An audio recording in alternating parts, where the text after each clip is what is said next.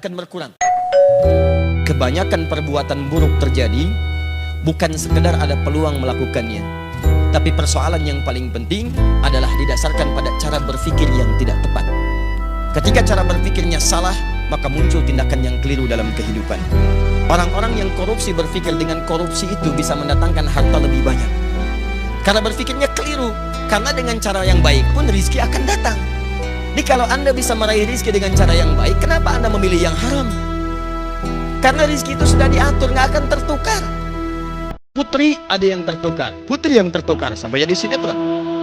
Menteri ada yang ditukar, tapi rizki nggak akan tertukar. Rizki Anda mustahil tertukar dengan orang lain, mustahil itu. Rizki kita itu sudah diatur. Yang belum teratur adalah surga kita semua. Jadi kalau Anda mencari rizki dengan cara yang halal, dia akan datang dan jumlahnya tidak akan berkurang. Demi Allah saya katakan, rizki tidak akan berkurang. Sifatnya diberikan sesuai dengan pas kebutuhan kita, sesuai dengan maslahat kehidupan kita. Bisa si fulan rizkinya 1 miliar, yang satu 1 triliun. Lihat sini, baik yang ini ataupun yang ini, ketika Allah berikan, itu bukan ingin menunjukkan si fulan sedikit, yang lain banyak, bukan. Tapi untuk menjelaskan kepada hambanya, walladzi qaddara fahada. Allah yang telah menetapkan semua ukuran kehidupan, yang dengan itu memberi petunjuk kepada hambanya, itu yang paling maslahat yang bisa ia gunakan. Yang ini diberikan 1 miliar, karena dengan satu bekal 1 miliar ini, itulah peluang dia lebih dekat kepada Allah Subhanahu wa ta'ala. Karena dia diberikan kelebihan yang lain untuk mendekat kepada Allah lebih dibandingkan dengan harta benda. Ada yang diberikan tenaga, memang cuma 1 miliar, sebulan didapatkannya 1 juta, kadang 500.000, kadang-kadang meningkat 10 juta. Dia merasakan dari sisi yang tidak terduga, tapi tenaganya banyak untuk bangun tahajud. Dia bisa mengalahkan nonton bola, dia bisa mengalahkan hal-hal yang lain. Dia hindari begadang dipakai tahajud. Orang datang ke masjid saat adzan, ternyata yang adzan dia. Yang ini beda, tenaganya belum terarah untuk bisa memaksimalkan tahajud, puasanya belum konsisten, adzan belum mampu dilakukan. Maka Allah berikan peluang untuk menyusun amalan yang lainnya dengan pendekatan harta benda. Diberikanlah kemudian kelebihan dibandingkan dengan yang ini dari sisi harta materi.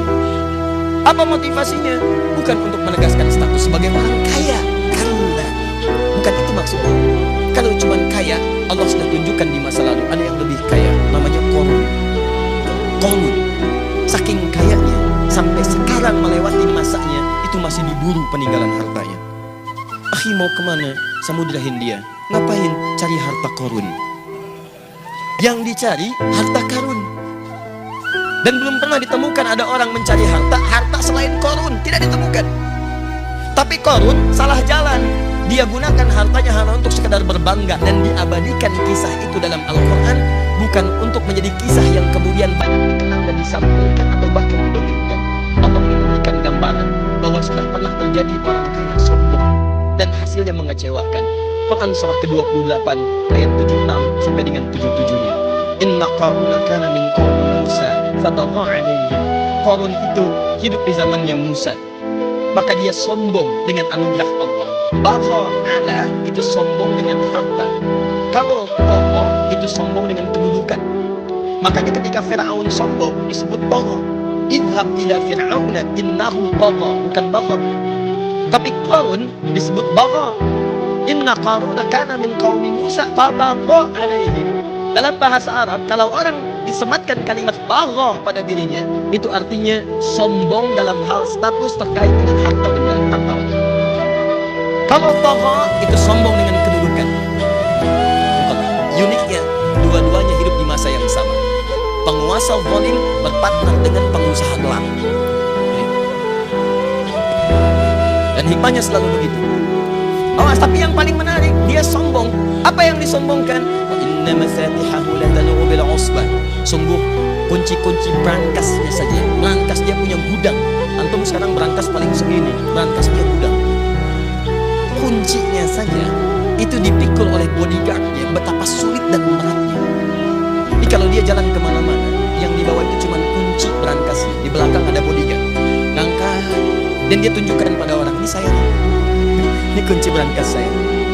Masya Allah, mau nyuri aja, ini aja ngambil kuncinya berat. Qarun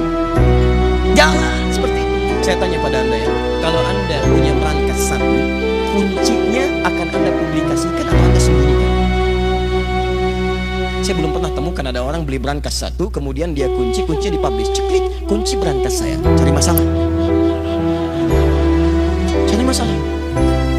Jadi kalau Anda belum pernah sekaya Korun, gak usah Ustaz sombong. Tidak usah ikutan sombong. Anda telat. Telat, terlambat, kesiangan, kepagian, kemalaman, dan keterlaluan.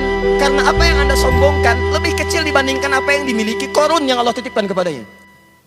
Jadi kalau harta Anda gak seberapa dibandingkan Korun, gak usah ikutan sombong. Anda ketinggalan.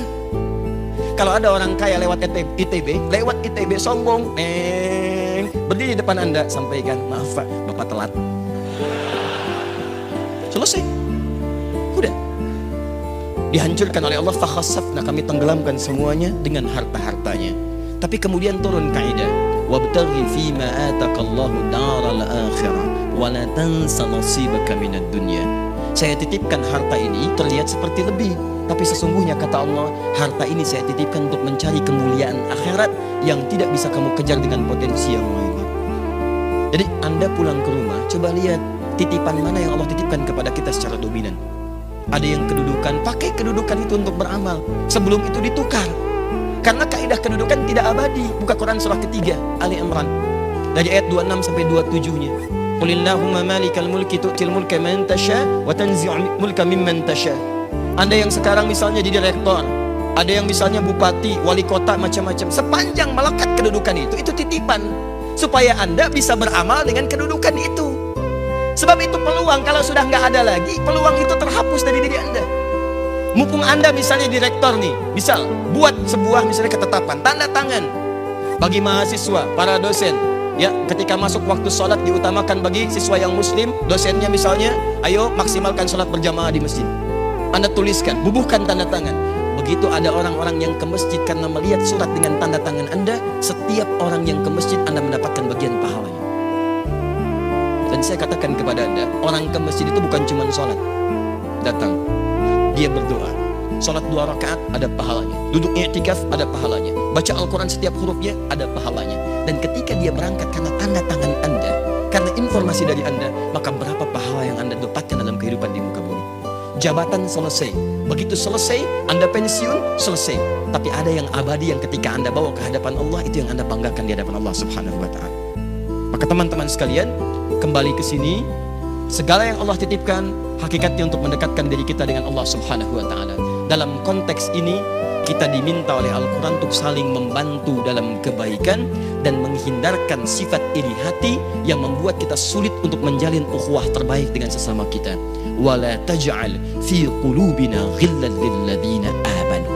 Nah, di antara cara untuk merekatkan ukhuwah satu dengan yang lainnya, maka Allah Subhanahu wa ta'ala menurunkan ayat-ayat, Nabi menyampaikan keterangan-keterangan hadis yang saking pentingnya ayat dan hadis ini, para ulama memberikan porsi pembahasan tersendiri.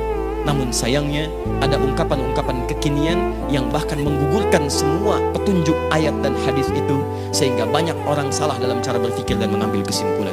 Itu yang coba kita luruskan, kita turunkan ayatnya, kita keluarkan hadisnya, dan kita bahas kemudian ungkapan-ungkapannya, sehingga kita bisa jawab dengan pendekatan logika, pendekatan juga dalil dan nas-nas terkait yang disampaikan oleh Al-Quran dan hadis Nabi SAW. Sepakat sampai sini?